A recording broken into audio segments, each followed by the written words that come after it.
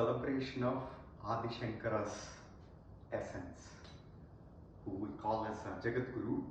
Jagat Guru means somebody who looked at every aspect in the world, everything, whether it's manifested or non-manifested, as a guru. Means everything that's manifested in the world can actually teach us something. Only when you can learn from every object or everything that exists in the world, then only you can become the master of the world. So Jagat Guru is actually a humble submission of willing to learn from everything in the world. So for that great Jagat Guru Adi Shankara, I would want to offer my pranam, salutations, and my reverence with one of my favorite stotrams from Bhajagovindam.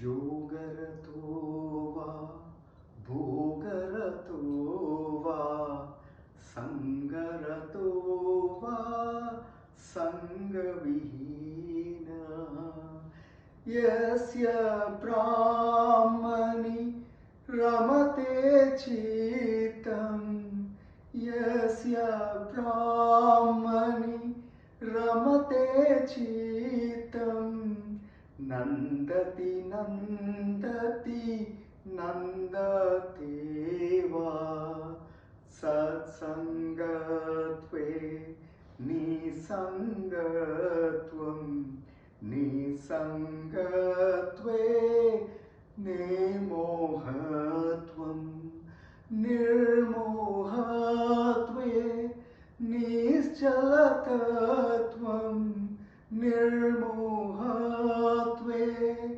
nischalatatvam nischalatatve jivan mukti pranayamam pratyaharam nitya nitya viveka vicharam japya sameta samadhi nidhanam japya sameta samadhi nidhanam guru avadanam mahadavadhanam punarapi jananam punarapi maranam punarapi janani jatareshayanam iha samsare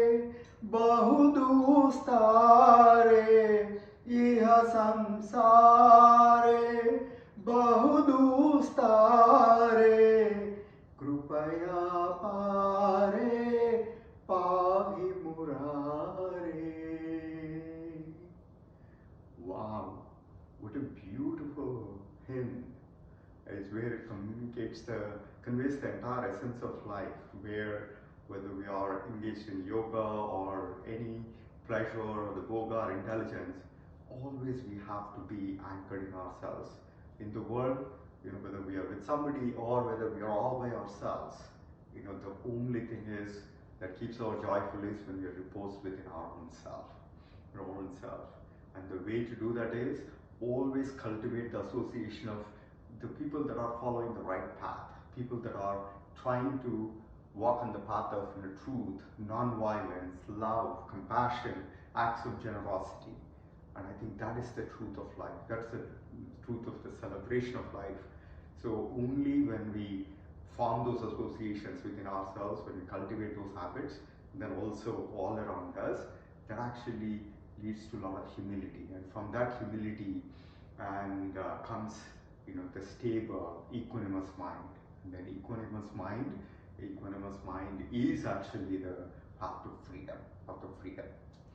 And then there are some techniques such as anchoring in practices such as discriminative inquiry and the seeking about our own position in this grand universe, and then breath control and anchoring on japa. Some of these are some of the practices that allow us to establish that equanimous mind, along with forming the right association, cultivating the right practices.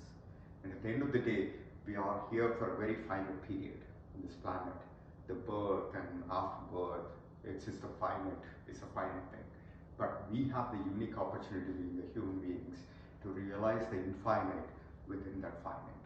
It's not about clinging on to this finiteness, but it's all about transcending this finiteness to realize the infinite being that we are.